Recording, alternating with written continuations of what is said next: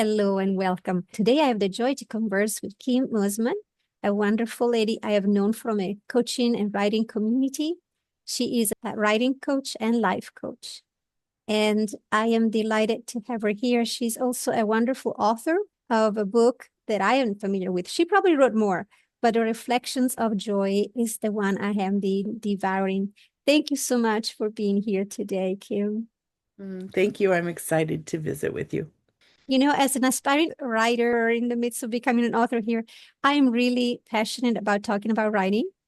And I'm also appreciative of you and Kristen, another wonderful writer coach, who have been helping me through the process of discerning, the steps. And I'm curious, what led you to become a writing and life coach? I think it was a natural evolution. I'm starting to realize now that it really is probably my call. All throughout my life, I've coached, taken different leadership roles, and then I became a mother. And what bigger role is there as a coach than raising children? But once they were grown, I opened a gym and I coached people there. Over time, that season two ended, and I found myself at a loss, which is when I wrote Reflections of Joy. It was a time of coming back to myself and figuring out what I wanted to do. But again, God had other plans. He didn't want me just to write books. And so I found myself in the precarious situation to help my fellow authors launch their books, whether it was being on their team or helping them stay organized or even sometimes taking over. I was doing it for fun. And then I just had the opportunity to help an author whose father was ill, and I took the lead role more as a launch manager and realized how much I liked working in the role to guide people in this new arena. It was no longer fitness, it was no longer my children, but in writing and in guiding authors, it's been very fulfilling. And I don't know, it's turned me back on myself and it's made me realize things about myself working with others that I hadn't learned in the first 50 some years of my life. Yes, there definitely is a learning curve and a self-growth process in writing. Mhm. And it's really like a therapeutic, cathartic experience. We write for the readers, but we're really in the process healing ourselves as well. Yes. So to have a guide help us through that, it's vital, especially when a parent is, dying, and it's difficult to stay focused on your calling of writer while taking care of yourself. So I'm sure that was quite a beneficial process for the author to have you there. I Mhm. also love the idea of coaching as parents. That is part of how we discover our skills as guides. And we can all be a guiding light to one another, I think. As Mhm. children of God, we have His presence within, and we let it shine, with our personalities, with our beautiful souls. And sometimes in life, we have different callings. And I love how you embrace them, the motherhood, then a health coach, an author, and voila. Now Mhm. you are helping others achieving their writing goals. What are some of the struggles that your clients have encountered or you have encountered as a writer or as a writer coach? That's a good question. Writer's block is the biggest one. People start with so much oomph and so much inspiration, and they know the story because they've told it 100 times. But when it comes to putting it on paper and making it something that can fill 200 pages versus a 10-minute conversation, they often struggle with, is this relevant? Will this help anyone else? Who am I to think that I should write this book? And I think we all go through it. We start because we know our experience was worth sharing. We start because we know that we've learned through our struggles, but then we struggle to finish it. And a lot of my conversations are back and forth across a computer screen where I say, well, what did it teach you? What do you want your reader to know? What do you wish you could tell your friend in this situation? Every client, every meeting is different, but we all share the same struggles, all those same struggles I just mentioned. Writer block is definitely a tough one. Mm. I've been there. It's like staring at a digital page or a paper page and silence, nothing there. And I found it sometimes helpful to pray and just say, you know what, God, this is your words. Let me just hear them and write them. Sometimes that works. And I say sometimes, but it is important to be able to elaborate with somebody else, having that conversation where, like you brilliantly asked, what did that teach you? You know, as writers, we're giving messages and hopefully help others learning from their lessons with our books as tools. And so it's a very important question to realize, what in my life have I experienced that could be a valuable message for others? Mm. And how can I put that into writing? The process is intense, to Mm. say the least, but it's a beautiful process. And as a coach, what are some of the techniques or things that you can share that might be helpful in the steps of discerning what your lessons could be messages for others?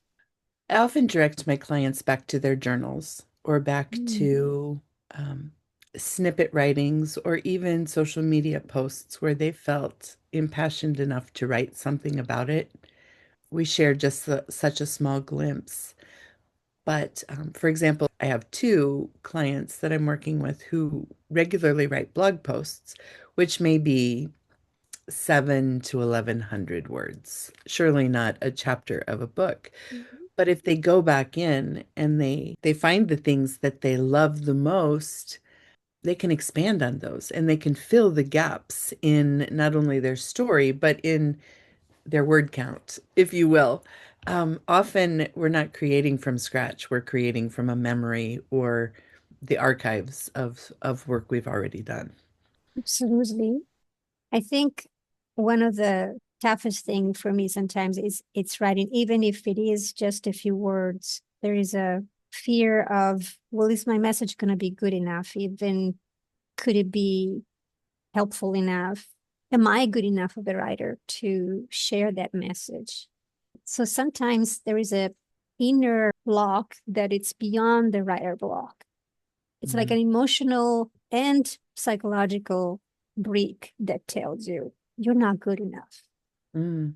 Have you ever encountered that with your clients? And if so, how would that look for you to be able to lead them out of that, destroying that brick? Imposter syndrome is very real.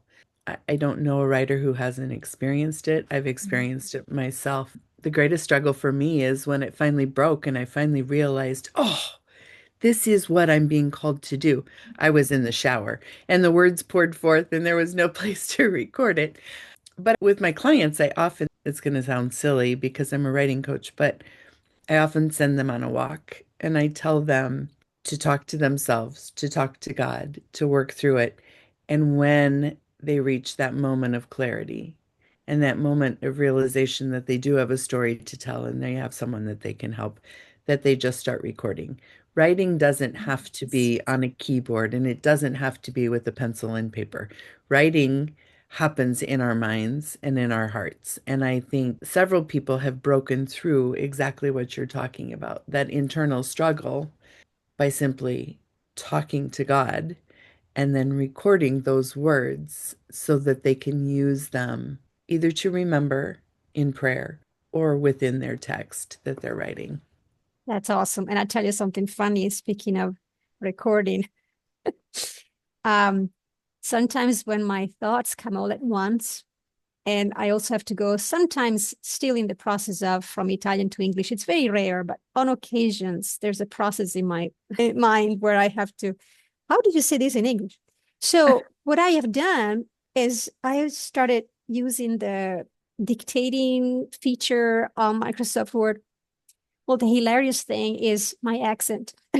So so sometimes I have to really just be careful in how I pronounce things, how I open my mouth as I speak to make sure that the computer there is able to capture what I'm trying to say. So I laughed many times to see you reading back what I was trying to say.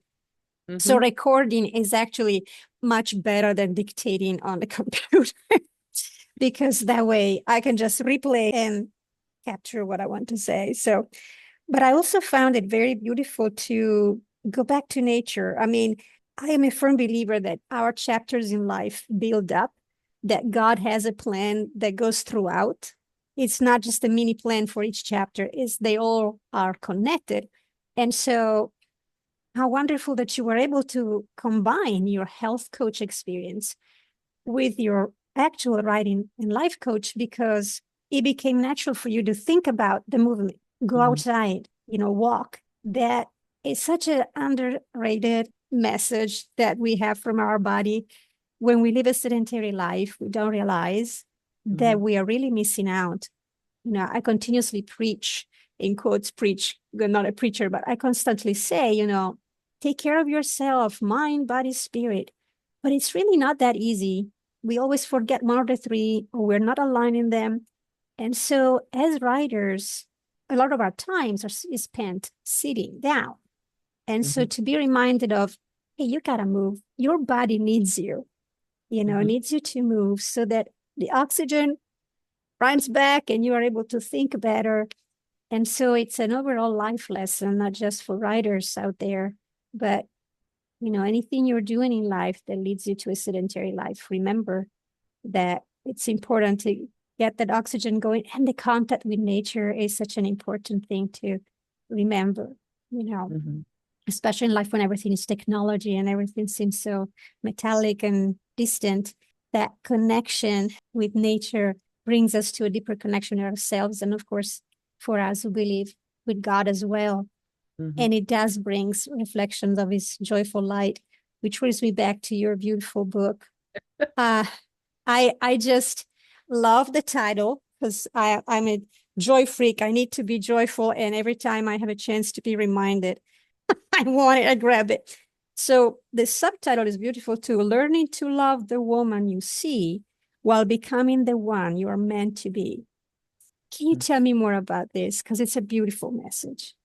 The book was born out of struggle. When I closed the gym for the first time in my life, no one needed me.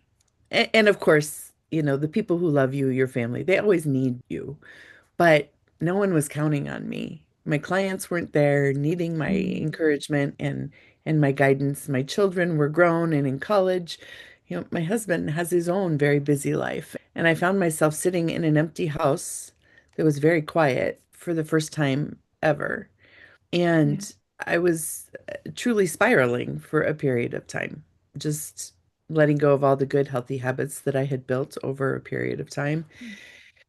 And I started journaling because that's always the thing that pulls me out of my pits, just getting the words out of my head Mhm. sometimes. It's not that I'm writing anything profound, it's just writing gets the muck out of my head. And I flipped a page one day, and at the top of the page, it said, "You are altogether beautiful, my love. There is no flaw in you," from the Song of Solomon. Beautiful. And it hit like a tidal wave. And I realized how horrible I had been to myself. And so I spent a lot of time, going back through journals, doing all the things that I tell my clients to do now. Go somewhere for inspiration, go somewhere and find the good, you know. And I started using some of the practices I used in the gym. I followed through. There's a chapter in there called Reflections where I talk about looking at that person that you talk so negatively to in the mirror every day and remembering she's worthy and she's beautiful and she's loved. And just because you can't snap your fingers and all of a sudden love yourself, there is a process. And I call it wells and betters. And so first we talk about what's good today. Does Yes. my hair look good? Do my eyes look bright? Is this a great color on me? But then we have to be honest. There are things that we want to work on or things that we need to work on. And so we should address those too. But in balance, life doesn't feel so crummy. And over time, I thought, I'm not alone. And that's when I started writing. And that's where the book came from. It's just the reflections of a 50 something woman who thought she was washed up and realized that I can do something wonderful with this half of my life, you know? Absolutely. I think in our conversation, sometimes you mentioned before the second act. I like that expression very much. Of course, my passion for theater. Sometimes I think books and I think plays, but the idea of having more to give, more to express, more to live, on the stage of life. And it's not just, oh, I used to be, or what was. It's who I am, period. And what is the radiant future I can have if I embrace it right now? And we are the same age, so when I grab the book, I'm like, you're talking to me. But it is important to also give recognition, to acknowledge the positive things about ourselves and about our life and draw from them like seeds, plant them and see what blooming we can get for the imminent future and what legacy we leave, also for the people we love, and especially as moms, the people we raised, we don't want them to see us in a self-destructive mode. We want them to see that we are also striving to develop to our fullest potential and be the best version of ourselves so that they can benefit too. So I always thought it was selfish to take care of myself. And so I would put that aside, bottom of the priority list, But the truth is, it's a form of love as well, taking care of ourselves. So beautiful book. I highly recommend to people who are listening, go check it out. And where else could people find more information about you, get in touch with you, Kim? I'm Kim Mosiman everywhere. So on Facebook and Instagram is where I post most regularly. I've started writing on Substack. Somehow it feels freer and easier than writing on my website ever did. And my Substack is called Undeniable Joy. And then I do have a website. It's kimmosiman.com. There you'll find information about the books and about my coaching and just about random things that I decide to write more about. Wonderful. I'm so grateful to you for taking the time to talk with me today. It's been a joy. I always love visiting with you. Me too. In fact, I want to mention that on a weekly basis, I have the privilege to be in your company, via Zoom and work on our writing together. And it is a beautiful opportunity. So I also recommend for you out there, fellowship. Do not underestimate that. It's part of how you can get out your inner light. And with that, please take care of yourselves, mind, body, and spirit. And breathe, smile, and find something to soothe yourself today.